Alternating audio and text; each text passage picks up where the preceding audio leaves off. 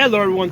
So today I want to talk about what's going on with Pam Bondi and her Department of Justice, and why does it appear like Department of Justice is defending the NFA in the case down in Texas. Okay, so a lot of gun channels have come out and they're like, "Oh, Pam Bondi, big disappointment. She's a traitor.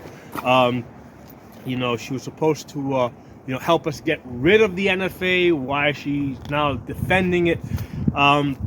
Here's the thing. I wanted to wait. Okay, I wanted to wait to see and hear what Mark Smith had to say at the Four Boxes Diner channel. Okay, so that guy's a constitutional scholar. Okay, he's somebody that's a high enough level lawyer that he speaks in front of the Federalist Society, basically I want to hear his opinion, right? Because he's the expert on Second Amendment court cases. Okay, like myself, I'm a gun expert. I'm a full-time gun instructor.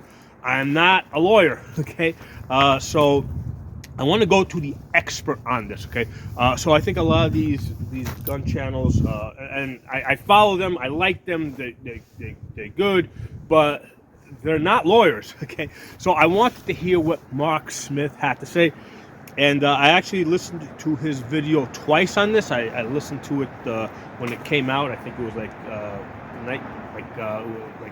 not yesterday, the day before that, and I also listened to it again right before I did this video. So it's a really important video that I think you guys should listen to if you're interested in this whole thing with getting the suppressors and the SBRs out of the NFA. And I'm going to put a link below in the comments and also in the description. Okay, so go listen to this guy. Don't listen to the rest of us that are not lawyers, right? And it's not enough that we're not lawyers. We're not like expert lawyers on the Second Amendment, and particularly in terms of cases that are running, working their way up to the Supreme Court. Okay, so that's the first thing I'm going to say. Go listen to that guy. But in case you are not, okay, and there's many reasons why you may not, because maybe you're busy, whatever. I'm going to give you guys a summary. All right, a summary. Now the summary is not going to be as good as what he says, but I'm going to give you guys a summary. So first, let's take a step back. What's going on here? How did this whole thing come about? Back in March 2025, big beautiful bill passes, which reduces the tax on suppressors and SBRs from $200 down to $0. Okay. Initially, they were trying to get those two items out of the NFA completely. That failed. Okay.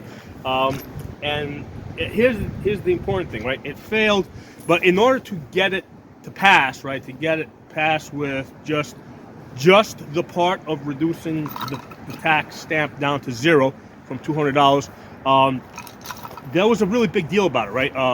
Andrew Clyde and a couple of other Republicans were basically holding this bill up and preventing it from passing, and there was a whole meeting that happened at the White House with Trump, and they worked out some type of a deal where those Republicans and Andrew Clyde, which was the main guy behind this, agreed to vote for this. Okay, so that right there, that's telling you something. Okay, it seems like Trump at this point understands that this is something that's really, really important to us. Okay, probably more important than most of the other stuff he's doing. Right. So he understands that, all right? It's been made extremely clear to Trump and his staff and the people that work under him, which includes Pam Bondi. So for them to now be defending the NFA, like right away, like there's got to be more to this than what appears. Okay, so first of all, this case is happening down in Texas, okay, and we know that these Texas courts, they're very Second Amendment friendly, okay. So right away, just out of the gate, there's a really good chance that we're going to win this case in Texas, right? basically the odds are in our favor, right? The odds are statistically in our favor. Okay? So that's number one. Okay? Number two, if you listen to Mark Smith, right, who's basically looked at the lawyers, he's looked at the briefing that the lawyers on this case from the Department of Justice has made, and it's his opinion that those lawyers are basically the B team. Okay, Pam Bondi appears to not have thrown the A team into this. She has thrown the B team into this. Okay, now he said that it's not like the arguments that they're making are like complete junk, right? Because if they're complete junk, everybody, the judges would kind of see through that. So they are making arguments, but again, they're not like the best arguments that could be made. Okay, so number one, court, it's down in Texas, which basically we're basically playing on a very favorable field. Okay, number two, the lawyers that the Department of Justice has thrown into this are second-rate lawyers. Okay, and number three, Mark Smith explains that there's a strategy that is quite possibly being employed here, where even if we lose at this level, right, the Department of Justice has the option of flipping sides later on. Okay, now this isn't just reaching out of thin air.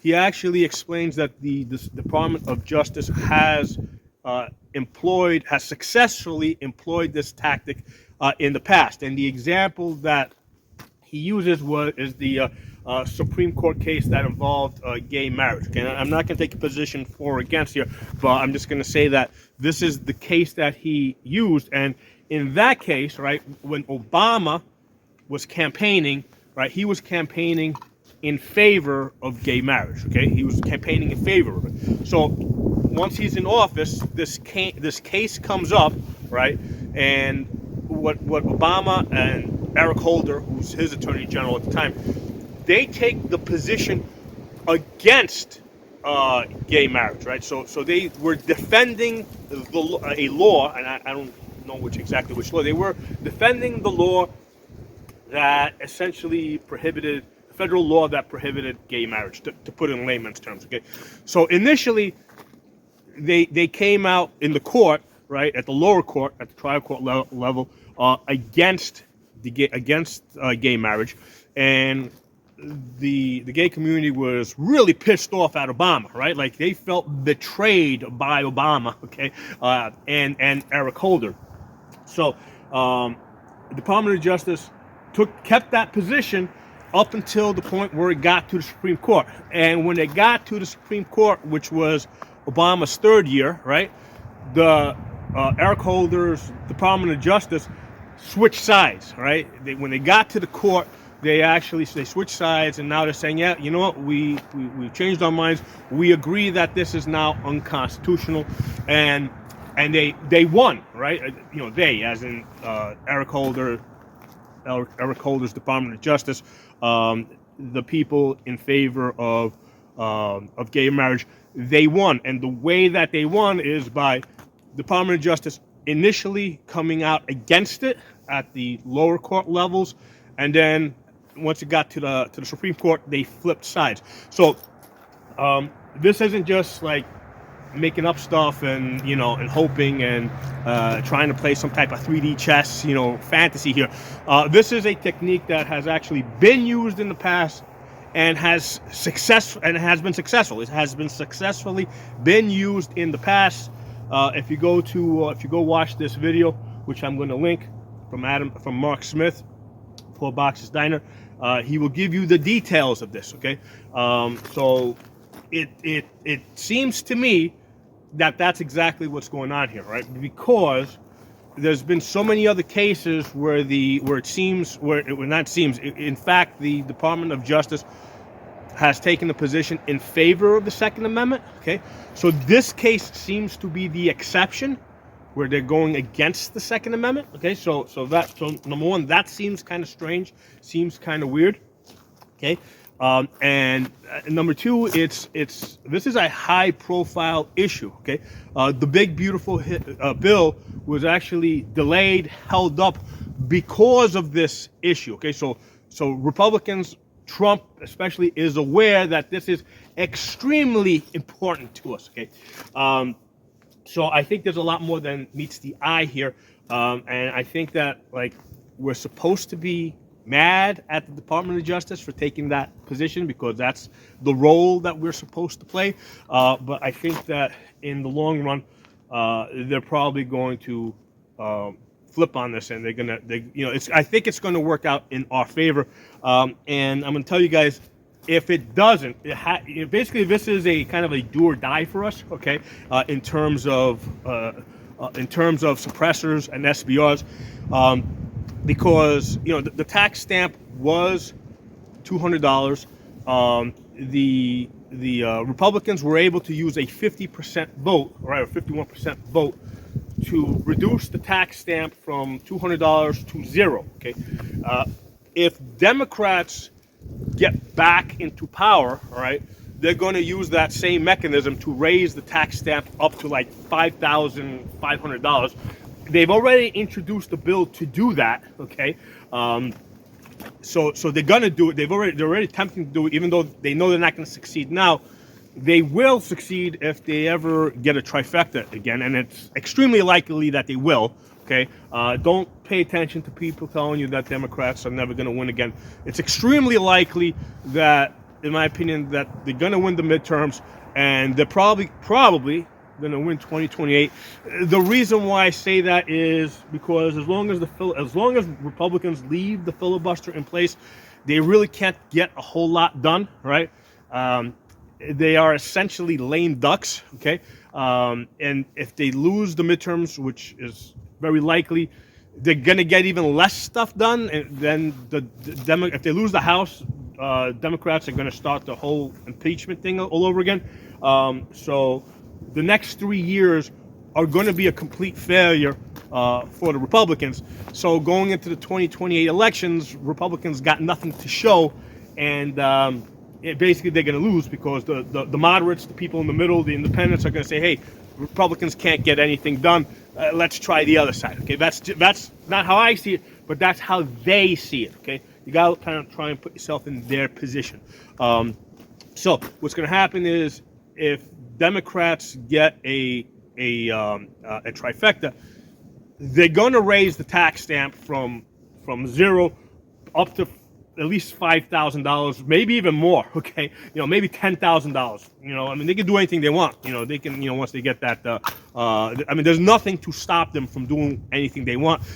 There's a good chance that they might even remove the filibuster. Okay, in fact, it is highly likely that they will remove the filibuster.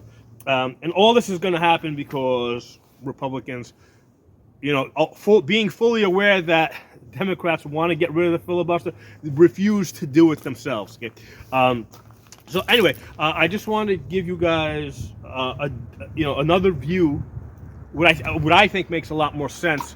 And even though I kind of thought this was going on, or something along these lines was going on. And I didn't have a reference to the gay marriage case where this technique has actually been employed successfully.